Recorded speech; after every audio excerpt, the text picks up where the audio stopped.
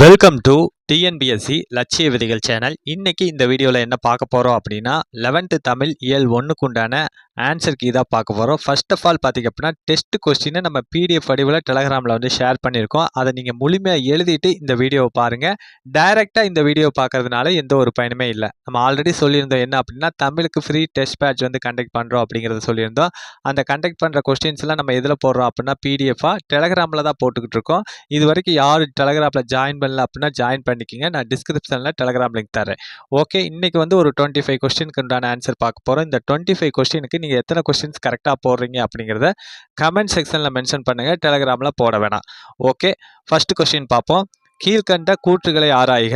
அதாவது கூற்று 1, குற்றியலுகுற ஈற்றுடன் வருமொழி குற்றியலுகுற ஈறு எனப்படும் அப்படிங்கிற இந்த கூற்று வந்து தவறு.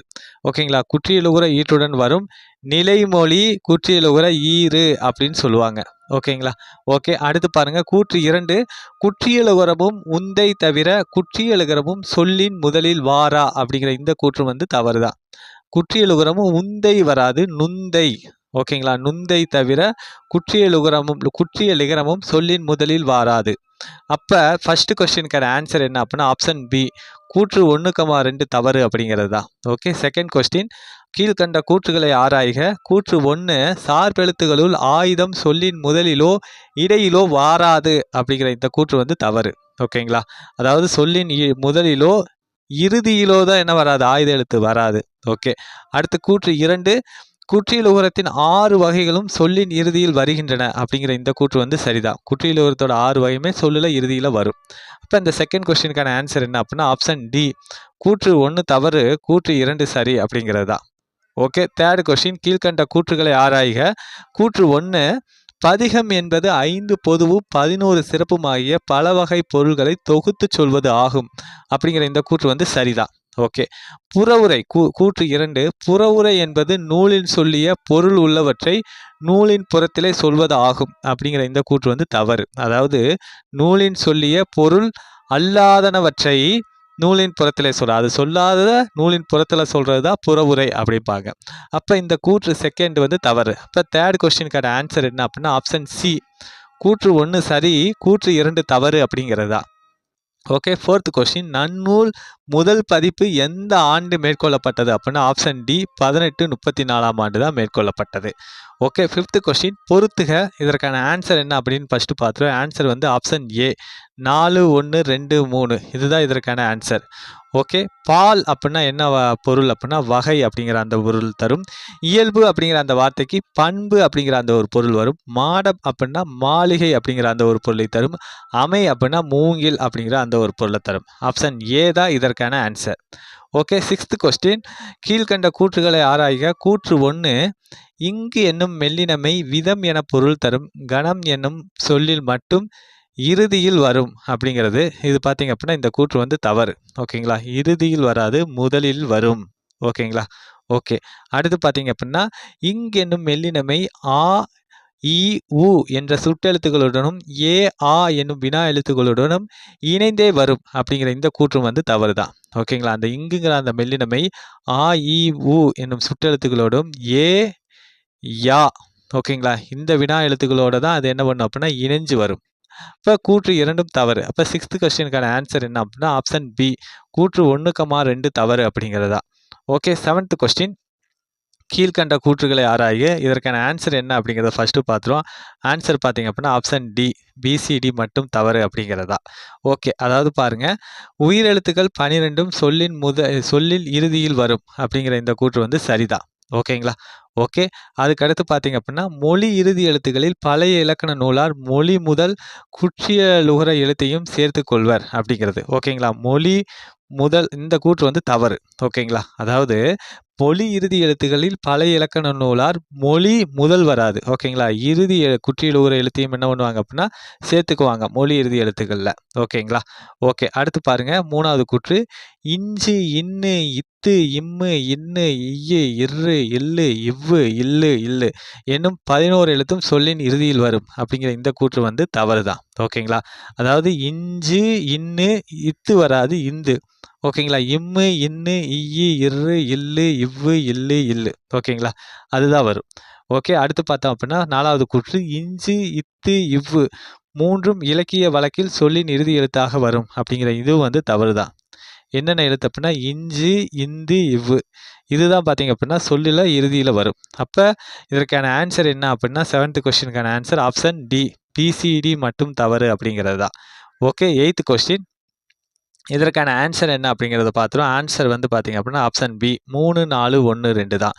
அதாவது மணிமாலை அப்படின்னா உயிரீறு, அதே போலவே பொன்வண்டு அப்படின்னா மெய்யீறு, தமிழ் நிலம் அப்படின்னா மெய் முதல், அதுக்கடுத்து வாழை இலை அப்படின்னா உயிர் முதல்.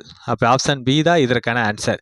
ஓகே, 9th கொஸ்டின் இதற்கான ஆன்சர் என்ன அப்படிங்கிறத ஃபஸ்ட்டு பார்த்துரும். ஆன்சர் வந்து ஆப்ஷன் சி 3, 1, 4, 2. அதாவது மலை அருவி அப்படின்னா உயிர் கூட்டல் உயிர். ஓகே, அதே போலவே பார்த்தீங்க அப்படின்னா தமிழெண்ணெய் அப்படின்னா மெய் கூட்டல் உயிர், தென்னை மரம் அப்படிங்கிறது உயிர் கூட்டல் மெய், அதுக்கடுத்து பார்த்தேன் அப்படின்னா தேன்மலை அப்படிங்கிறது மெய் கூட்டல் மெய். ஆப்ஷன் சி தான் இதற்கான ஆன்சர். ஓகே, 10th கொஸ்டின் பாருங்க. கீழ்கண்ட கூற்றுகளை ஆராய்க. அதாவது கூற்று 1 பாருங்க, மெய்யெழுத்துக்கள் மெய் வடிவில் சொல்லுக்கு முதலில் வரும் அப்படிங்கிற இது வந்து தவறு. ஓகேங்களா, மெய் வடிவில் சொல்லுக்கு முதலில் வராது. ஓகே, அடுத்து பார்த்தோம் அப்படின்னா மெய்யிகளில் காங்கா, சா, ஞா, தா, நா, பா, மா, யா, லா எனும் 10 வரிசைகள் சொல்லின் முதலில் வரும் அப்படிங்கிற இந்த வந்து தவறு தான். ஓகேங்களா, என்னென்ன எழுத்துக்கள்னா காங்கா, சா, ஞா, தா, நா, பா, மா, யா, வா. ஓகேங்களா, இந்த எழுத்துக்கள் தான் சொல்லின் முதலில் வரும். அடுத்து வந்து 3வது கூற்று டா, நா, ரா, லா, லா, லா, வா, நா என்னும் 8 வரிசை எழுத்துக்கள் சொல்லின் முதலில் வருவதில்லை அப்படிங்கிறது.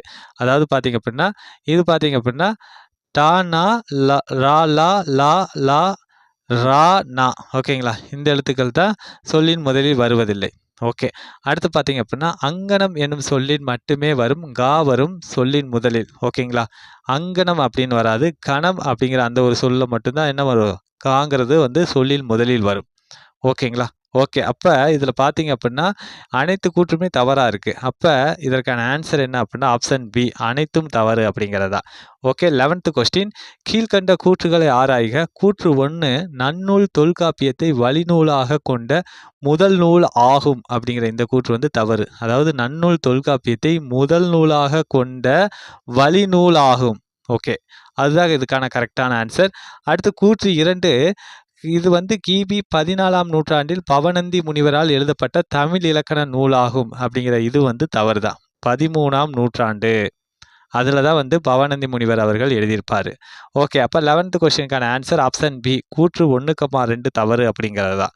ஓகே, 12th கொஸ்டின் சு வில்வரத்தினம் கவிதைகள் உயிர்த்தெழும் காலத்துக்காக என்ற தலைப்பில் எந்த ஆண்டு தொகுக்கப்பட்டது அப்படின்னா ஆப்ஷன் ஏ 2001ஆம் ஆண்டு தான் தொகுக்கப்பட்டது.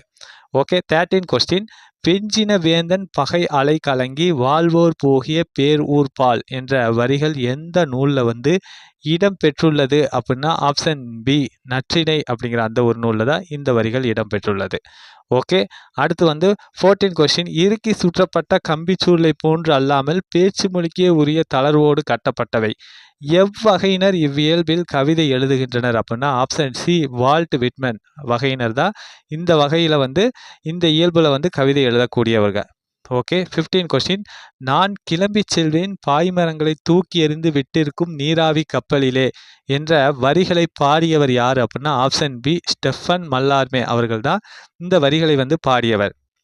ஓகே, 16 கொஸ்டின் இலக்கியத்திற்கான நோபல் பரிசு பாப்லோ நெருடோ எந்த ஆண்டு பெற்றார் அப்படின்னா ஆப்ஷன் பி 1971ஆம் ஆண்டு தான் பெற்றார். ஓகே, 17 கொஸ்டின் கீழ்கண்ட கூற்றுகளை ஆராய்க. கூற்று 1 ஸ்டெஃபன் மல்லார்மே பிரான்சு நாட்டை சேர்ந்தவர் அப்படிங்கிற இந்த கூற்று வந்து சரிதான். ஓகே, இந்த ஸ்டெஃபன் மல்லார்மே வந்து ஆங்கில ஆசிரியராக பணியாற்றினார் அப்படிங்கிறதும் சரிதான். இப்போ இந்த 17 கொஸ்டினுக்கான ஆன்சர் ஆப்ஷன் ஏ கூற்று 1,2 சரி அப்படிங்கிறது தான். ஓகே, 18 கொஸ்டின் மகாவித்வான் மீனாட்சி சுந்தரனார் கீழ்கண்டவற்றில் எதை எழுதவில்லை அப்படின்னா ஆப்ஷன் டி பத்தந்தாதி அப்படிங்கிறது தான் அவர் எழுதலை. யமக அந்தாதி, வெண்பா அந்தாதி, திரிபந்தாதி இதில் எல்லாம் பார்த்தீங்க அப்படின்னா அவர் வந்து இயற்றியிருக்காரு பல்வேறுபட்ட நூல்களை, பத்தந்தாதியில் அவர் இயற்றலை.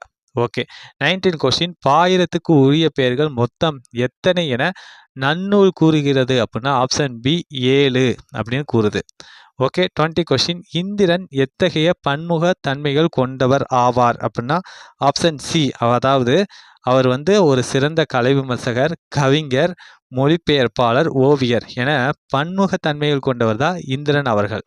ஓகே 21 கொஸ்டின் பறவைகள் ஒருவேளை தூங்க போயிருக்கலாம் என்ற மொழிபெயர்ப்பு நூலுக்காக எந்த ஆண்டு சாகித்ய அகாதமி விருது பெற்றார் இந்திரன் அவர்கள் அப்படின்னா ஆப்ஷன் ஏ 2011ஆம் ஆண்டு தான் பறவைகள் ஒருவேளை தூங்க போயிருக்கலாம் அப்படிங்கிற அந்த ஒரு நூலுக்காக சாகித்ய அகாதமி விருது பெற்றார். ஓகே 22 கொஸ்டின் வடக்கு வீதி எனும் சிறுகதை தொகுப்பிற்காக எந்த ஆண்டு முத்துலிங்கம் இலங்கை அரசின் சாகித்ய அகாதமி விருதை பெற்றார் அப்படின்னா ஆப்ஷன் சி 1999ஆம் ஆண்டு.